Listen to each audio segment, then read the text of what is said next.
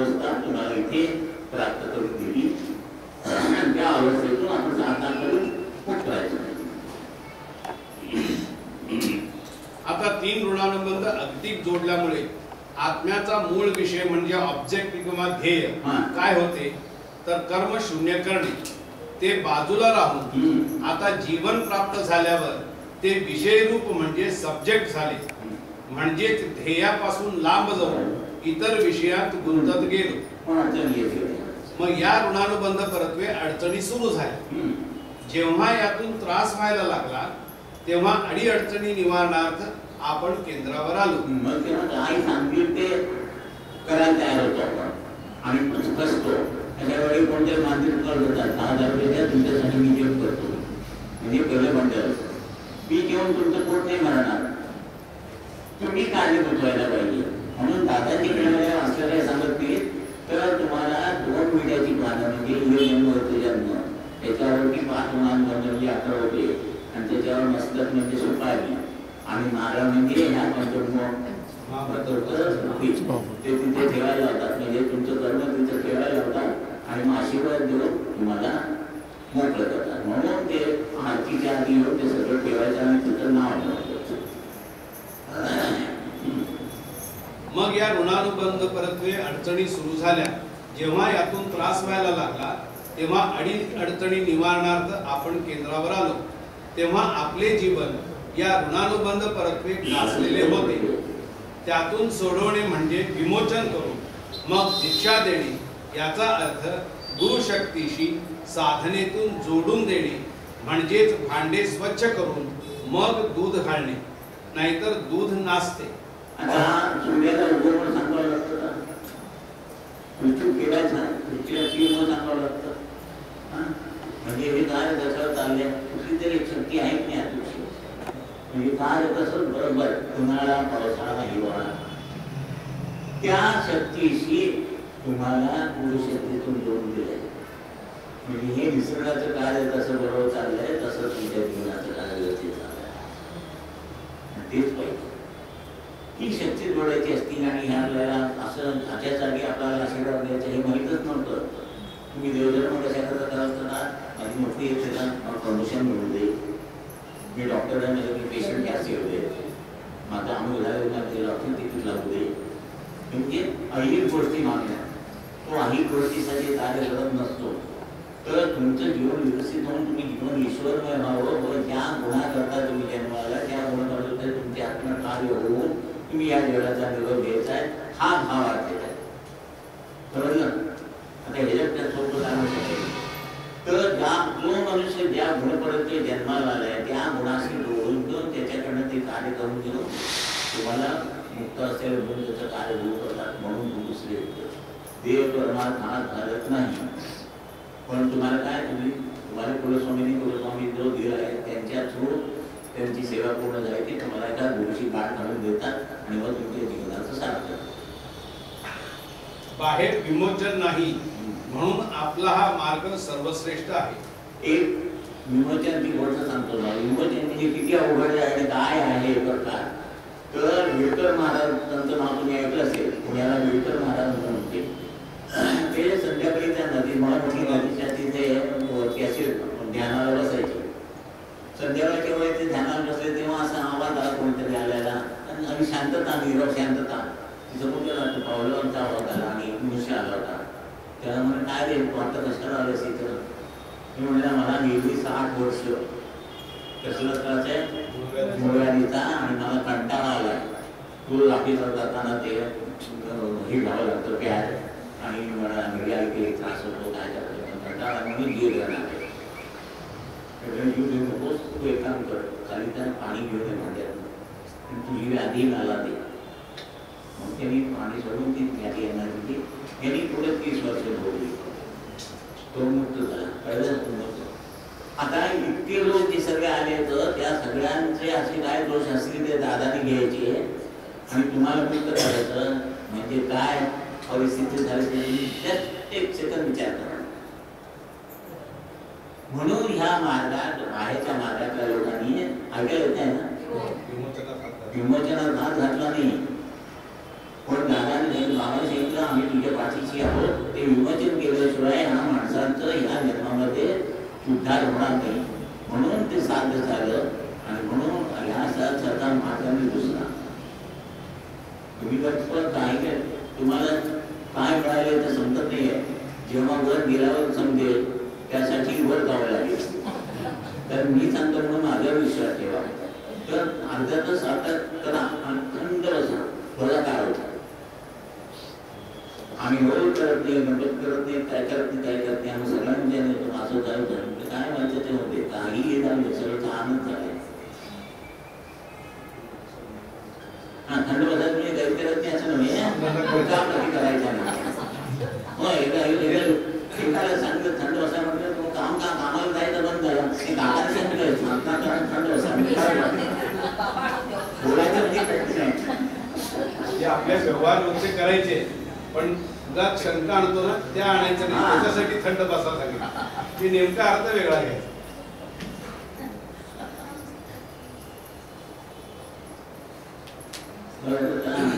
ही 3 विमोचने म्हणजे कर्म, वंश आणि ऋण या 5 दीक्षा आणि 6वी महाकरण अवस्था किंवा आणि निराकरण म्हणजे निवारण हे सर्व इथे म्हणजे औदुंबरच्या सेवेत सिद्ध केले. महाकारण म्हटले लक्षात आहे, हे महा हा स्वाहा स्वाहा म्हणतो. तो साधना इथून धारण होऊन गेल्यावरती त्याच्या ह्याच्याने तो विचार करून तो महा म्हणजे महाकारण म्हणतो.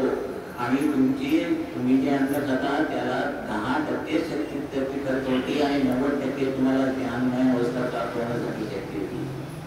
म्हणून तुझी कुठं बर्गर खा, पिझ्झा खा, आणि ते असं खान तसं खान, काय खाऊ नका कृपा करून. काय अवस्था मिळाली तुम्हाला लक्षात नाही.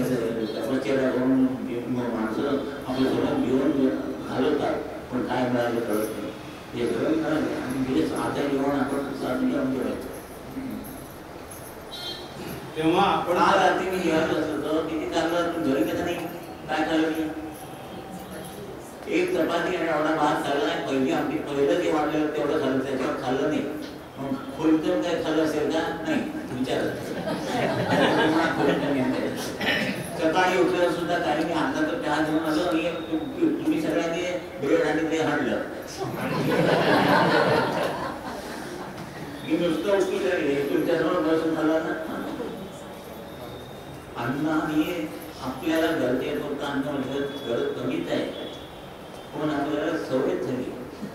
तुम्ही बघा, कमी खाऊन बघा, व्यवस्थित तेवढं मागते 2 टायमाला एकदम तब्येत चांगली राहील.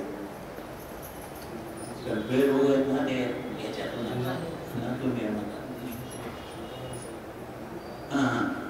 शंकरांनी आता याच्यात देवळात गेला तर नंदीचं दर्शन कसं घ्यायचं, ते त्या शिंगातून घ्यायचं असतं शंकराचं.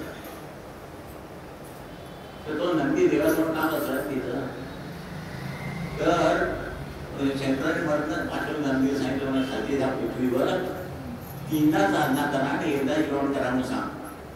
हो म्हणाला नंदी झाड आल्यावर सरळ हिरवं बरोबर 3दा खावा आणि एवढं साधना. मग शंकर म्हणाले साडे, अरे तुला काय सांगितलं होतं, तर शाप दिला त्याला. मग म्हणाले मला हुशार द्या हे करू नका.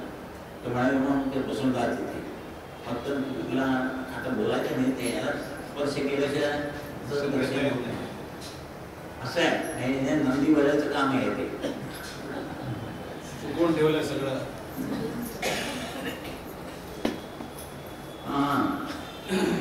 तेव्हा आपण कामकाजासाठी आल्यावर निराकरण म्हणून जे सांगितले जाते त्यातून हळूहळू हे कार्य होत आपले जीवन विकसित होते. आणि जे जन्माला येण्याचे कारण आहे त्या कारण परत्वे जीवन ईश्वरमय होते व ते माध्यम ईश्वराच्या कार्यार्थ वापरता येते. म्हणून वंदनीय दादांनी आलेल्या कोणत्याही भक्तास फुकट न घालवता सर्वांना विकसित करून त्यांचा सहभाग या कार्यात कसा होईल हे पाहिले आणि तसे केले. म्हणून प्रत्येकाने साधना व प्रार्थना नित्याने करणे आणि वंदनीय दादांच्या कार्याला हातभार लावणे. तुमच्याकडे काहीतरी एक धंदा असला तर तुम्हाला जर घ्यायचा असला तर तुम्ही काय घेता? रॉयल्टी. दादाने रॉयल्टी घेतली तर आणि साधं नाही आहे हे. अचीव करणं म्हणजे 2-2.5 वर्ष बिन मिठाचा सगळा स्वयंपाक मागून खायचा, रात्री एकच वस्त्र घेऊन झोपायचं, रात्री आणि तेच बांधायचं, आणि समोरची बाजू उघडी, थंडी नाही, वारा नाही, पाऊस नाही, असं 1 नाही 2 नाही 2.5 वर्ष करून केलं. हा 3-3:30ला उठून आंघोळ करून घ्यायची आणि ते गुरुचित्र वाचायचं. हे सगळं लक्षात घेऊन ते सगळं कसं तुम्हाला करून सोपं दिले. मग अर्धा तासाच्या ठरवून आपण का करायचं नाही हेच पाहिजे. त्यांचं गुण करायचं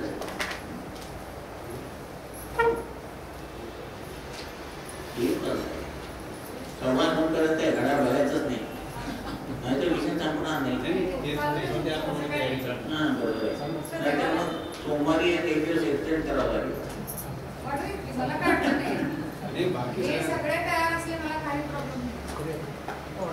पूर्वीच्या काळापासून तुम्ही ऐकत आहात की गुरु 5 प्रकारांनी दीक्षा देतात: शब्दाने, स्पर्शाने, दृष्टीने, वाणीने आणि रस या माध्यमाने.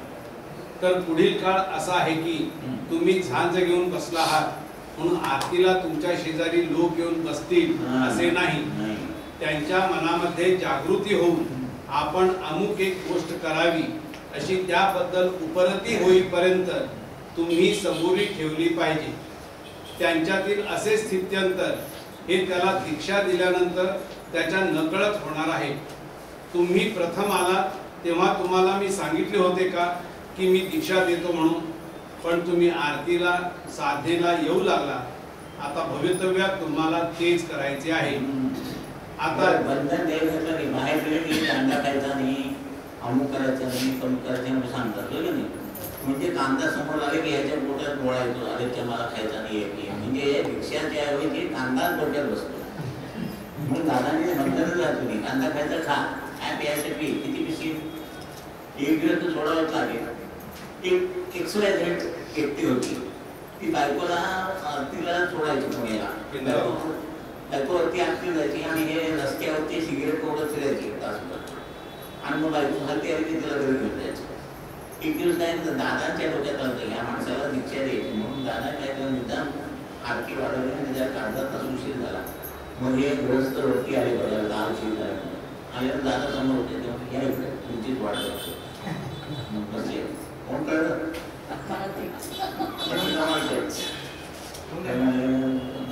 दादा म्हणाले काय नाही, मला दादा मला दीक्षा घ्यायची पण मला म्हणाले सिगरेटची सवय आहे आणि म्हटलं दारू प्यायची सवय आहे.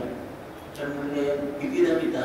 म्हणजे सकाळी एकदा पितो, संध्याकाळी एकदा पितो, आणि तेव्हा ते करता सिगरेट मात्र खूप पितो. तो दीक्षा घेतल्यावर म्हणाला दुप्पट सिगरेटी पिढ्या 3दा दारू पिया. हा खरंच ना, सायकोलॉजी सांभाळली. मग असा अर्थ त्या हरकत नाही म्हणाले. मला वाटलं की दीक्षा घेतल्यावर दारू प्यायची नाही, हे करायचं नाही, असं तसं काही नाही म्हणाले. दारू पिया म्हटलं काय वाटेल ते करा, पण हे साधना करा. महिना 2 महिने साधना केल्यानंतर त्या दीक्षा दिली, साधना केल्यानंतर म्हणे त्याला मला म्हटलं तुला असं वाटत नाही, सोडून द्या दादा, तुला दारू प्यायची वाटत नाही, सोडून द्या म्हणे. 3 महिन्यात सगळं सुटलं. पण ते तू प्यायचं नाही म्हटलं तर ते सारखं मला प्यायचं नाही, मला प्यायचं नाही. मग सायकोलॉजी सांगायची काय करायचं ते करा, तेवढं करा. हे सांगितलं आपण वेळा अर्थ काढायचा नाही, लगेच नाही तर मग काही केलं तर चालते म्हणून आपलं.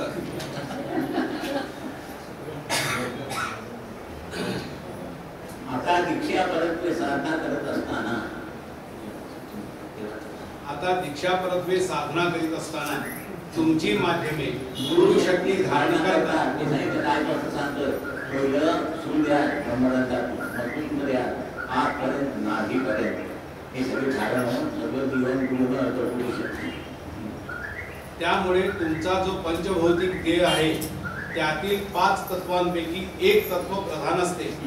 त्या प्रधान तत्वाला दीक्षा माध्यमातून गुरु शक्ती जोडली की ते तुमचे प्रधान तत्व सजीव झाले, व ते सजीव झाले की ते अन्य 4 तत्वांना सजीव करते, व तुमची जी पंचमहाभूत तत्वे होती ती स्थूल होती ती आता सजीव झाल्यामुळे सूक्ष्म झाली, म्हणजे त्यांचे रूपांतर तन्मात्रांमध्ये होते. ते म्हणजे काय, प्रधान गुण म्हणजे समजा पृथ्वी हा 3 वायू असे 5 तुमच्या गुण आहेत.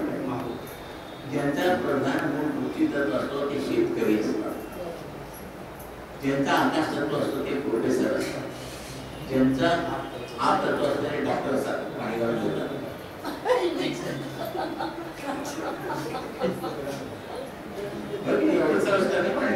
पूर्वी ते बाटलीला ते दररोज असायचे, ते सांगतो त्या त्या तत्वाप्रमाणे ही 5 तत्व त्यांचे एक प्रधान असतो, त्याला दीक्षा दिली ते बाकीच्या दीक्षामध्ये समान होतात आणि त्याचं रूपांतर तन्मात्रात होतं. म्हणजे शब्द स्पर्श रूप रस आणि गंध. आणि तुम्हाला काय करायचं आहे, शब्दात बदल घ्यायला आणि स्पर्श. बघा मनुष्य पवित्र असतं तेव्हा जातात ते झाड मोडून रडत असतात, तेव्हा त्याची काळजी करू नको, काळजी करतो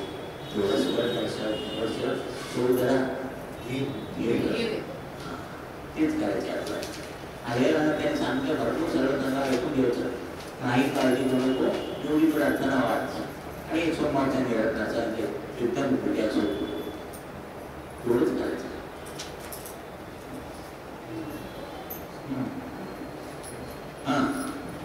त्यानंतर सानिध्यात येणाऱ्या व्यक्तीशी कधी होणाऱ्या बोलण्यातून, स्पर्शातून, नजरेतून त्याला गुरुशक्तीचा लाभ होतो. म्हणजे तुम्हाला आपले जे माध्यम कार्यात सिद्ध असेल ते त्याच्या नकळत त्याच्या काया वाचा मनाच्या ठिकाणी तुमच्या त्या सिद्ध माध्यमातून दीक्षा संक्रमित होते. अशाच कार्यपद्धतीने जगाच्या ह्या आजच्या भीषण परिस्थितीमध्ये कार्य करण्याचा संदेश गुरूंचा आहे. त्यासाठी दीक्षा माध्यमातून तुम्ही विकसित होऊन कार्यात सिद्ध असले पाहिजे. कार्य हे सद्गुरूच करून घेणार आहेत. यासाठी ही अवस्था भक्तांनी लवकरात लवकर प्राप्त करावी अशी श्री सद्गुरूंची तळमळ आहे. केंद्रावर मार्गदर्शनार्थ येणाऱ्या भक्तांना या दीक्षा प्राप्त होण्याची सिद्धता ही श्री सद्गुरुनाथ दादांनी पूर्वीच करून ठेवलेली आहे.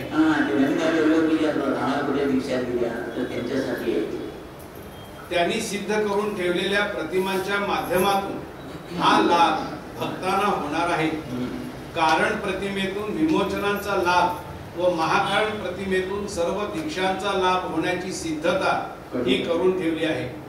भक्तांनी नित्य ओंकार साधना करून या प्रतिमांच्या माध्यमातून नकळत सुलभपणे हा लाभ करून घ्यायचा आहे व या ईश्वरी नियोजित कार्यात उत्स्फूर्तपणे सहभागी व्हायचे आहे.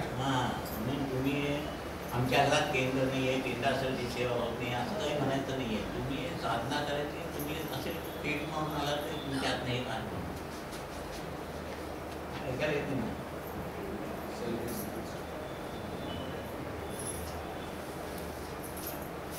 हॅलो हॅलो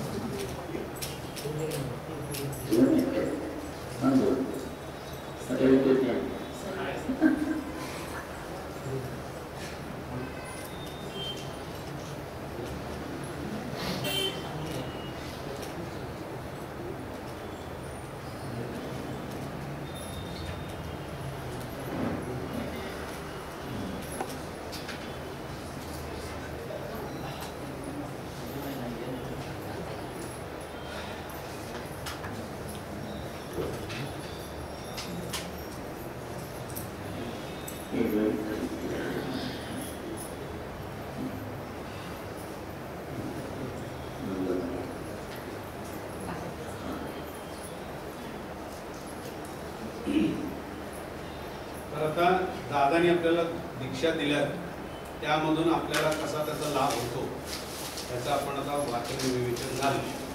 तर आता खूप जणांच्या मनात शंका असते की गुरु हवाच का, गुरुची आवश्यकता आहे का, गुरु का करणे. ह्याबद्दलची माहिती आता आपण वाचणार आहोत, जेणेकरून त्या शंका दूर होतील. गुरु का करावे याची प्रथमतः देवदेवता म्हणून ज्या काही आहेत त्या कर्मात हात घालत नाही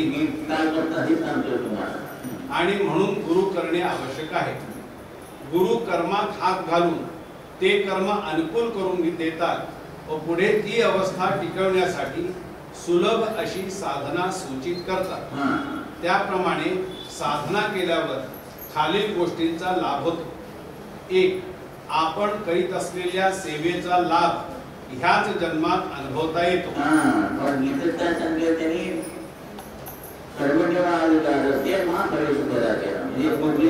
तो सिद्धांत दादाने बोलून तुम्ही हा साधना करा, त्याचा लाभ लगेच तुमच्या घ्या असं केला, हे महत्वाचं आहे.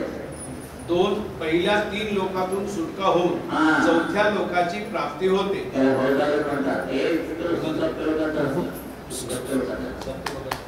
पहिल्या 3 लोकांचा सुटका होणं फार अवघड आहे. इथं पृथ्वीवर गुरु केल्याशिवाय त्या चौथ्या लोकांना जाताच येत नाही. हे बघा, हे इथून गुरु केल्याशिवाय या 3 लोकांतून, म्हणून शिर्डी याचा अर्थ शिडी. शिडी ही पहिली दुसरी पाहिजे. बाबाने त्या शिर्डीला माझ्या पायाशी डोळी, त्याला मी या 3 पायऱ्यात मुक्त करून चौथ्या लोकांत घेऊन जाईल. शिर्डीचा अर्थ शिर्डी. म्हणून बाबाच्या पायाशी आपण आलो. गेल्यावर नक्की आपण इथंच जाणार आणि दादाने इच्छा केली तर तिथं वरती सत्यावर जाणार. म्हणजे जो अनेक जन्म घेऊन ह्यातनं आपल्याला सुद्धा होत नसली ती सुद्धा आता गुरु केल्यामुळे आपण आहे. आणि इथं गुरु केल्याशिवाय जीवनाची सार्थकता मी इथं जाता येत नाही. म्हणून गुरु केलाच पाहिजे, केलाच पाहिजे. 3. आपल्या हाडामासात खेळलेले दोष फक्त गुरुच काढू शकतात. म्हणजे काय, गुरुला हात घालतात. ती गुरुशक्ती रक्तात न गेल्यावर रक्तातच मास होता ना, मासाच पुढे हाड होतात ना, म्हणजे हात काढून जातात आणि मग ती शक्ती बाहेर घेण्याचे एको पाहिजे. ती शक्ती आत जात जात, म्हणून ते आत हाडा मासात खेळलेले दोष ते फक्त गुरुशक्ती काढत जाते. पहिल्यांदा रक्तात धारण होती, मग ती मासात जाते, मासातून हाडात जाते, हाडाच्या हात बोलण्यापर्यंत जाते आणि परत येते. म्हणून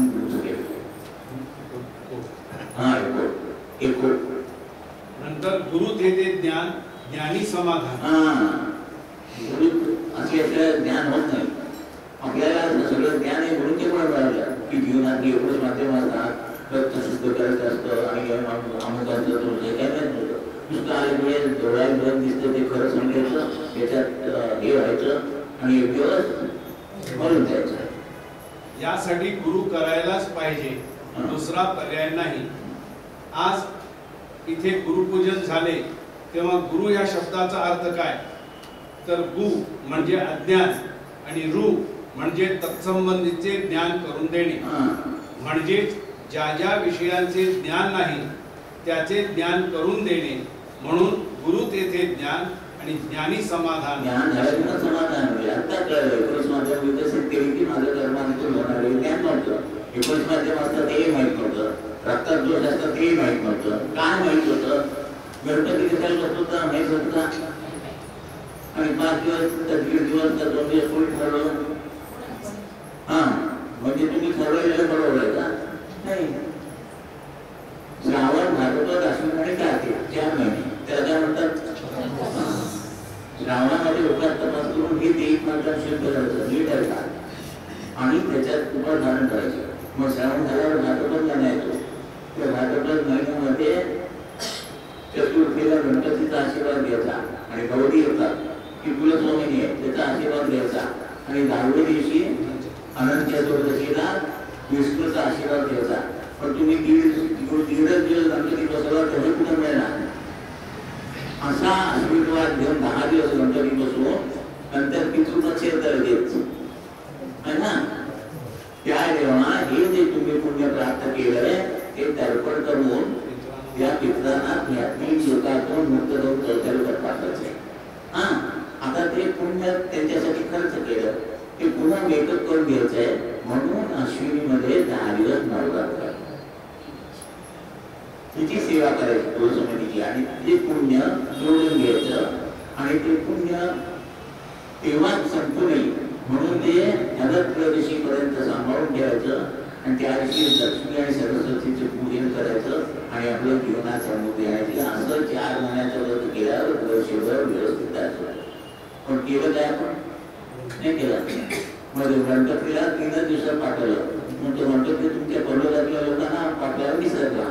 ते पर्वतातले सगळे लोक तुमच्या डोक्यावर बसले. डोक्यावर बसलं तुम्ही इकडे आला मग तुम्हाला सांगितलं की त्यांना मुक्त आम्ही करतो बाकीचं सगळं बंद करा. पण गणपतीवर कोणी सोडलं का म्हणजे काय कोणी झालं कळलं काय म्हणतो म्हणून आता करायचं नाही. दादांना गणपती प्रसन्न होता त्यांच्याकडे 1 महिनाभर राहिला होता गोव्यात. त्यांनी सांगितलं ही विटंबना जाऊन गेली चतुर्थी करतात अमुक करतात आणि बसवतात सर्व बंद करतात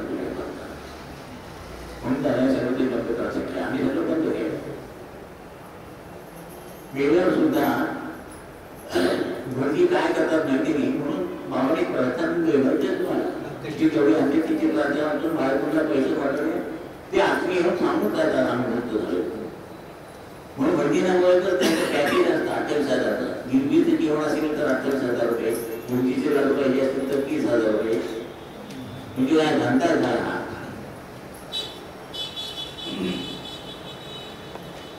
आता प्राप्त झालेल्या जीवनाबद्दल आपल्याला अजिबात ज्ञान नाही. प्रथमतः जीवन याचा अर्थ माहित नाही म्हणून वनासारखी अवस्था झाली.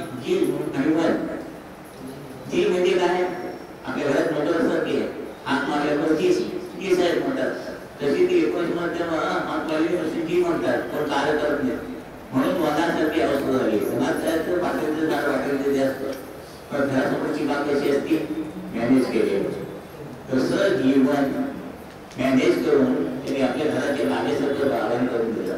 परंतु गुरूंची भेट होऊन ज्ञान झाल्यावर त्या वनाचे नंदनवनात रूपांतर किंवा नंदनवनामध्ये एवढं सगळ्या लोकांना घेऊन आज बसलो ना आपण ज्ञान होतं ना.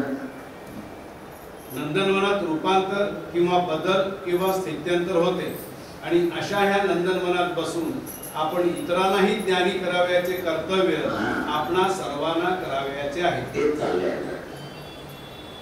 देह त्यामुळे जीवात्मा म्हणजे 3 कोश याच्यामध्ये 2 कोशांची कमतरता. पण जेव्हा जीवात्माचा आत्मा होतो तेव्हा ते 5 कोश तयार होतात. आता त्याचप्रमाणे भूक आणि भाग. भूक म्हणजे अन्नाची कमतरता आणि भाग म्हणजे ज्ञानाची वाढ. आपल्याला ज्ञानाची वाढ. आता देह याच्यामध्ये 7 माध्यमे आणि आत्मा यामध्ये 12 माध्यमे. जे देहिक अवस्था म्हणजेच 19 माध्यमे. अशी ही 19 माध्यमे रक्तात दोष असल्यामुळे अविकसित आहेत म्हणजेच कमतरता आहे. ती कमतरता आपल्याला भरून काढावयाची आहे.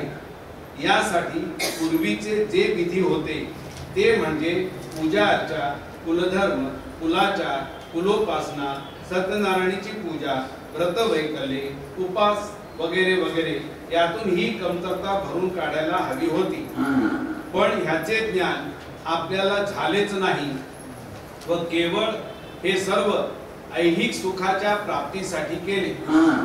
त्यामुळे देवदेवतांचे ऋण राहिले किंवा देणे राहिले म्हणून अडचणी निर्माण झाल्या.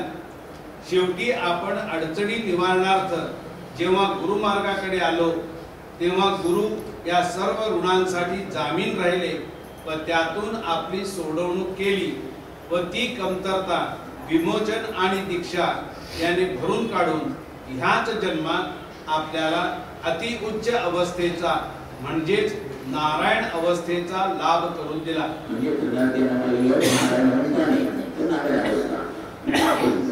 अशी ही उच्च अवस्था आपल्या प्रयत्नाने प्राप्त करावयाची झाल्यास कमीत कमी 10 जन्म पाहिजे. 10 जन्म म्हणजे किती वर्ष झाली?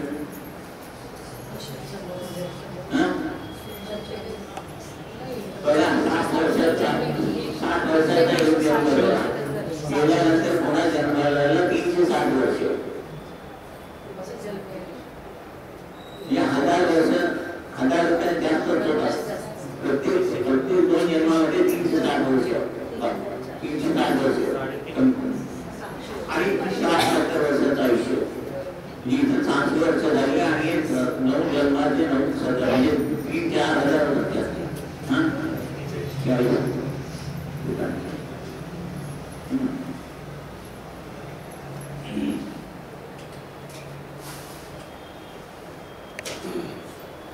अशी ही उच्च अवस्था आपल्या प्रयत्नाने प्राप्त करावयाची झाल्यास कमीत कमी 10 जन्म पाहिजे. यासाठी गुरु करायलाच पाहिजे. बाहेर सर्वत्र सांगतात या जन्म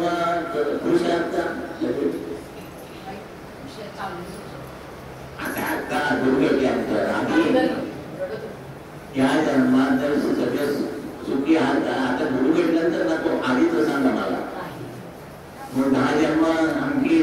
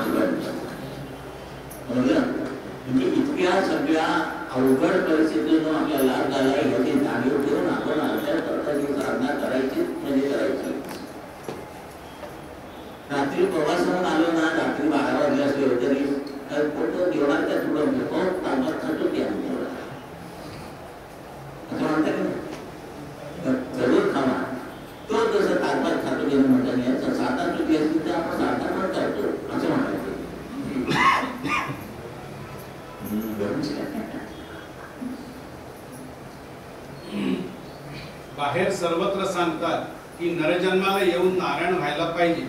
त्याशिवाय या भवसागरातून सुटका होत नाही. परंतु नारायण अवस्थेला कसे जायचे याबद्दल कोणी सोपे मार्गदर्शन करीत नाही. पण या मार्गात गुरु कृपाशीर्वाद प्राप्त झाल्यावर नारायण अवस्था प्राप्त होते व पहिल्या 3 लोकातून सुटका होते व पुढे दुसऱ्यांना आशीर्वाद देण्याइतपत पात्रता येते. अशी ही उच्च अवस्था गुरुनी प्राप्त करून दिल्यानंतर ती टिकवण्यासाठी या मार्गात आहार हा अतिशय महत्त्वाचा भाग आहे. कारण शरीर म्हणजे देह, जीवात्मा आणि पुढे आत्मा. तर देहाकडून मनाची अवस्था निर्माण होऊन ती आत्म्यापर्यंत जायची आणि आत्म्याकडून ती आलेली मनाची अवस्था देहापर्यंत जायची, असं कार्य व्हायला पाहिजे. तर या देहाचे व आत्म्याचे दळणवळण व्यवस्थित पाहिजे व ते मनाच्या संतुलनावर अवलंबून आहे. अशा त्या मनाचे संतुलन आहारावर अवलंबून आहे. म्हणजे काय? आता आहार 2 प्रकारचे आहेत, शाकाहार आणि मांसाहार. शाकाहार ह्याचा अन्नरस बुद्धीकडे 50% आणि मनाकडे 50% म्हणजे संतुलन बरोबर राहील. बरोबर ओंकार साधनेने मन अजून बलवान करणे म्हणजे 75% म्हणजे विचारपूर्वक निर्णय घेता येतात. म्हणून बुद्धी 25% व मन 75% असे व्हायला पाहिजे. मांसाहार ह्याचा अन्नरस बुद्धीकडे 100% मनाकडे 0%.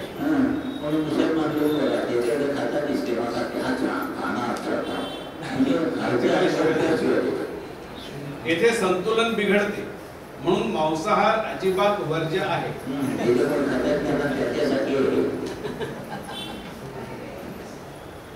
यासाठी शाकाहारी अन्न हे श्रेष्ठ असून साधकाला ते पोषक आहे. म्हणून आपल्या ह्या कार्यात आहारावर बंधने आहेत.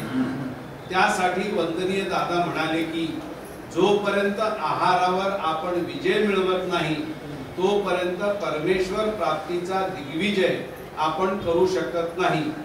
म्हणजेच मनाचे संतुलन हे आहारावर अवलंबून आहे.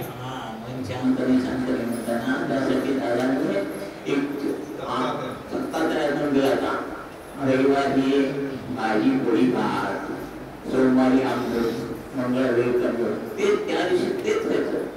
गुरुवाराच्या साबुदाण्याची खिचडी, शनिवारी मारुतीच्या त्याला आवडत असते त्या दिवशी तेच खा. आता ह्यांच्याबद्दल गिरायला बोलवलं मला शनिवारी, तर माझं शनिवारी जे काय असेल ते तुम्ही करून घालत नसा एवढंच मी घेऊन येतो. इतकं जर तुम्ही आहार पाळला तर तुमचे विचार आणि आचार म्हणाले तेच बरोबर होतात.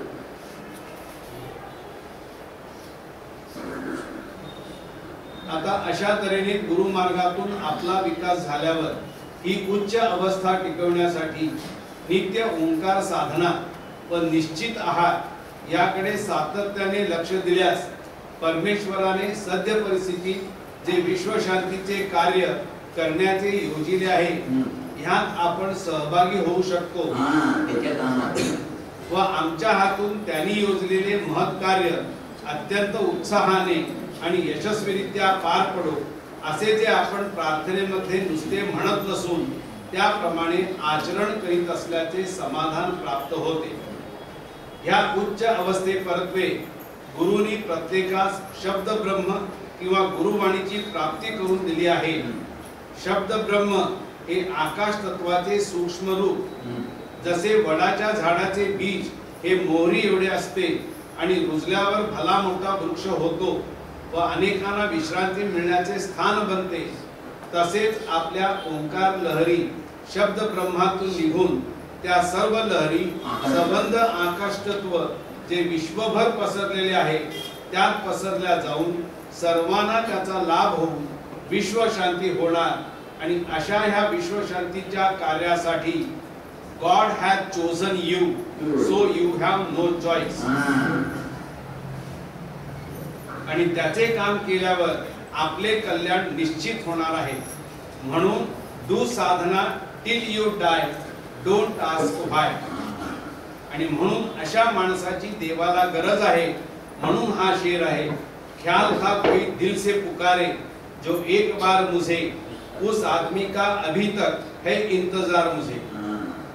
याचा अर्थ परमेश्वराने विश्व निर्मिती बरोबरच मानवाचीही निर्मिती केली. हेतू हा की मानवाने ईश्वर निर्मित सृष्टीचा सांभाळ करावा व सद्भक्तीने ईश्वरी कार्याचे पालन करावे. परंतु आज मानवाने स्वतःच्या स्वार्थासाठी ही ईश्वर निर्मित सृष्टी ही नष्ट केली व सद्भक्तीही तो विसरून गेला आहे.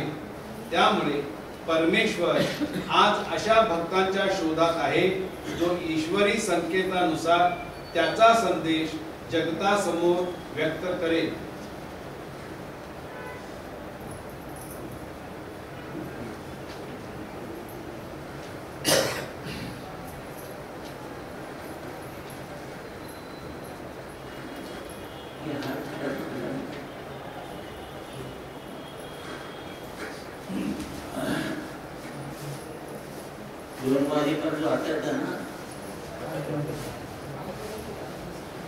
आता आपण गुरुपूजन वगैरे करतो. आता विजापुरामध्ये सुद्धा काही सेवक गुरुबंधू भगिनी असे आहेत की त्यांच्याकडे वर्षाकाठी किंवा 2 वर्षाकाठी एकदा ते गुरुपूजन आयोजित करतात. गुरुपूजन कशासाठी की त्यांच्या घरी आपण जर गुरुपूजन करायला गेलो की त्यांची वास्तूही शुद्ध होते आणि तिथं आरती साधना करून ओंकार साधना करून दाखवल्यानंतर तिथं जे आजूबाजूचे लोक येतात त्यांना ह्या कार्याची माहिती होते आणि त्यांचा परिसर सुद्धा शुद्ध होतो. आजूबाजूच्या लोकांना माहिती होती आणि आम्ही बरेच ठिकाणी गेले तिथे सगळं चांगला अनुभव केला.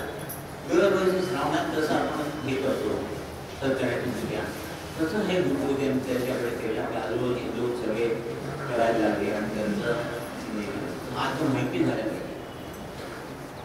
आता गुरुपूजन कशासाठी या गुरुमार्गाबद्दल माहिती करून देऊन नित्य आचरणाची सवय सर्वांना लागावी. कारण आपल्याला नैमित्तिक कर्मे करण्याची सवय आहे. नित्याचरण हे रोज न चुकता करणे आणि नैमित्तिक म्हणजे तात्पुरतं. आग लागली की तेवढं आपली जळत आहे.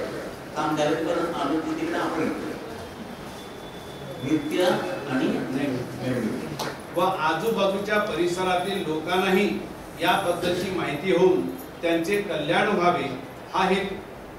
का तर श्री रामदासांनी असे सांगितले आहे की जे जे आपणासी ठावे ते इतरांशी सांगावे, शहाणे करून सोडावे सकळ जन. या संत वचनावर हुकून आपल्याकडचे ज्ञान मुक्तपणे सगळ्यांना देणे यासाठी हे गुरुपूजन.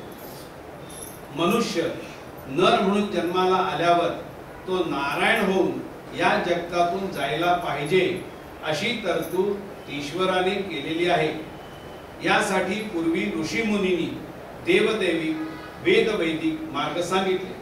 वेद वैदिक म्हणजे काय? संस्कृतमध्ये सूत्र म्हणणे, रामरक्षा म्हणणे म्हणजे संस्कृतमध्ये आहे. आणि देवदैविक म्हणजे कुलाच्या कुलपासना. पण आज ते घरात विटाळ पाडत नाही. जे काही जागे अडचण काय आता सुधारणा होत नाही. कुटुंब सगळी वेगळी वेगळी व्हायला लागली. त्याच्यामुळे देवदैविक मार्गाचा लाभ होईना. हे काय येत आहे? खाली खाली खाली घ्या, खाली घ्या, खाली माईक खाली. आता येते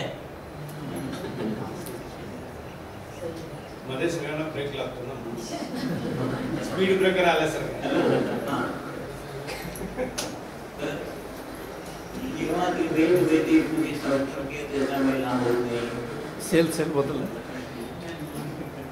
सेल बदलला की नाही? म्हणजे आता अर्थ बघा, पूर्वी वाचताना जर त्यांनी शब्दाचे उच्चार कमी जास्त झाले तर अर्थ बदलतो. आवाज नुसता वाढवतो. म्हणजे काय? त्या शिवजी सांगितलं की तार कर अशी शिवजी अजमेर गए. काय? शिवजी अजमेरला गेले. शिवजी अजमेर गए. त्यांनी काय केले? शिवजी आज गए. म्हणजे अर्थ बदलला की नाही? म्हणून तुम्ही संस्कृत वाचत असताना असे शब्दाचे अर्थ बदलले तर त्यातनं काही लाभ होत नाही. म्हणून वेदवेदिक मार्ग मागे पडला. देवदेविक मध्ये विटाळ पाळत नाही. अमुक अडचणी आता हे सगळे वेगवेगळे राहायला लागले. मग तिथं कोण दुसरं कामाला मिळत नाही. मग काढून भाग पडतो. म्हणून देवदेविक मध्ये मिळत. मग श्रेष्ठ मार्ग कुठला? वेदवेदिक नाही, देवदेविक नाही, गुरुमार्ग. गुरुमार्गामध्ये सगळं गुरु खपवून घेतात. म्हणून तो सोपा मार्ग तुम्हाला त्यांनी सांगितला. त्याप्रमाणे देवदैविक मार्गाने व्यवस्थित सेवा केल्यानंतर त्या देवदेवता पुढे योग्य गुरूंची गाठ घालून देत असत. त्यामुळे जीवनाचे सार्थक होत असे. गुरु हे पाहिजेतच. कारण जीवनाचे सार्थक हा विषय देवदेवतांचा नाही, त्याला गुरुच पाहिजे. तेव्हा जीवनाचे सार्थक म्हणजे काय? तर पुढे चौथ्या लोकांचा याचं सार्थक मगाशी सांगून झालं. जीवनाचे सार्थक की इथं गुरु केल्याशिवाय चौथ्या लोकांना जाता येत नाही. म्हणून शिर्डीला शिर्डी म्हटलंय की 3 लोकांच्या पायऱ्या उडून आपण तिकडे जाऊ शकतो. नंतर दुसरा मार्ग म्हणजे वेदवैदिक. यामध्ये मुख्यत्वे स्तोत्र पठण इत्यादी इत्यादी आहेत आणि ती सर्व स्तोत्रे संस्कृत मध्ये आहेत. सद्य परिस्थितीत संस्कृत येत नसल्यामुळे त्याचा लाभ होत नाही. कारण उच्चारात फरक झाल्यामुळे त्याचा अर्थ बदलतो. जसे की शेठजी अजमेर गए याऐवजी शेठजी आज मर गए अशामुळे अनर्थ होता। त्याचप्रमाणे श्री व्यंकटेश स्तोत्रात काय वाचावयाचे व काय नाही हे कळत नाही। उदाहरणार्थ अन्नासाठी दाही दिशा आम्हा पिरविशी जगदीशा किंवा द्रौपदीस वस्त्र पुरवित होतास आम्हालाही कृपणता का आली असे सधन लोक वाचतात। अन्नासाठी दाही कामा होते देव म्हणाला तथास्तु म्हणतात तर सगळं काही म्हणजे काय वाचायचं काय वाचायचं नाही हे आपल्याला समजत नाही म्हणून ते स्तोत्र पठण करतो। आणि द्रौपदीला वस्त्र घेत होता ज्ञानाचा कुपन टाकले असं भरपूर साडी नेसून मागे म्हणजे काय देव म्हणत असं काय आशीर्वाद देऊ। अशा तऱ्हेने या दोन्ही म्हणजे देवदैविक आणि वेदवैदिक मार्गातून जीवनाचे सार्थक तर नाहीच पण साधे सुख शांती समाधान सुद्धा मिळेनासे झाले। म्हणून मग या गुरुमार्गाची परमपूज्य साईनाथ महाराजांकरवी स्थापना झाली। यात प्रामुख्याने विषय म्हणजे मनुष्य नरजन्माला येऊन नारायण अवस्थेपर्यंत का जात नाही आणि मग परमपूज्य साईबाबांनी आपले संपूर्ण जीवन एका निश्चित कार्यासाठी व्यतीत केले आणि ते कार्य म्हणजे मानवी जीवन ईश्वरमय व्हावे हे होय। आणि हे कार्य पुढे वंदनीय दादांच्या माध्यमातून पूर्ण करून घेतले। अशा वंदनीय दादांचा मला मित्र शशिकाका 1967 सालामध्ये लाभ झाला अडचणी परत व नंतर आमचे घरी केंद्राची स्थापना होऊन रोज सकाळी 8 वाजता आरती व नंतर अर्ध्या तासाची ओंकार साधना करण्यास सुरुवात केली जी आपण सर्वांनी आता रोज करत आहोत। अशी अर्ध्या तासाची ओंकार साधना नित्याने करून आपल्या रक्तात जे दोष अनौषिक म्हणून आहेत ते आणि इतर सर्व दोष हे हळूहळू बाहेर जाऊन त्या रिकाम्या जागी ओंकार शक्ती किंवा गुरु शक्तीची धारणा होऊन जीवन ईश्वरमय किंवा गुरुमय होते। यामध्ये परमपूज्य साईबाबांनी किंवा वंदनीय दादांनी नवीन काही शोध लावला अशातला भाग नाही तर पूर्वी ऋषी मुनींनी काही विधी करायला सांगून त्यातून रक्तात कृपा धारण व्हावी म्हणजे विधीतून कृपा व त्या परत्वे कृपेची रक्तात धारणा व्हावी असेच होते। उदाहरणार्थ सत्यनारायणाची पूजा तांदूळ ठेवणे वगैरे वगैरे सांगितले मगाशी काय भटजी तांदूळ घेऊन गेल्यामुळे कृपेचा लाभ झाला नाही। तसेच बाकी इतर विधी म्हणजे हरितालिका मंगळागौर वटपौर्णिमा मुंज संध्या गायत्री मंत्र देवपूजा इत्यादी यातून तत्व एकच होते की शक्तीची धारणा रक्तात होऊन आपण शक्तिमान व्हावे। परंतु हा अर्थ आपल्या लक्षात न आल्याने अज्ञानाचा शाप व त्या परत्वे दुःख आपल्या वाट्याला आले। असे ते दुःख घेऊन आपण केंद्रावर आल्यावर गुरुनी आधी कृपा केली व ती निराकरणाद्वारे आणि काही काळानंतर एक अर्ध्या तासाच्या ओंकार साधनेचा विधी नित्याने करण्यास सांगितले। पहिल्यांदा विधी करत होतो आणि कृपा दान करत होतो इथे पहिल्यांदा कृपा केली आणि मग विधी करत सांगितला तो आता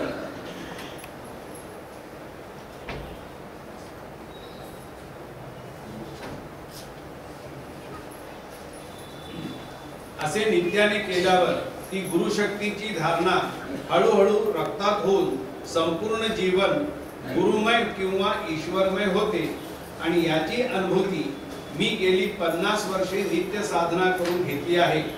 त्याचा अनुभव म्हणजे आपल्या समोर ठेवलेला हा ऑरा ते काल आपण सगळ्यांनी बघितलाय।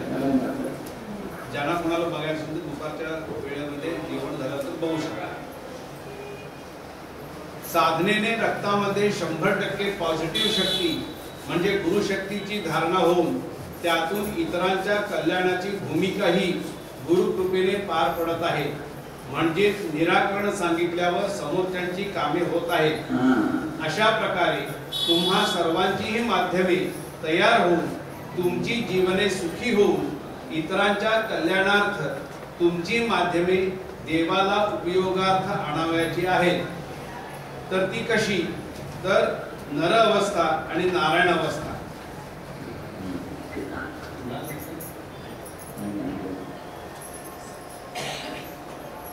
मगाशी आपल्याला थोडी करताना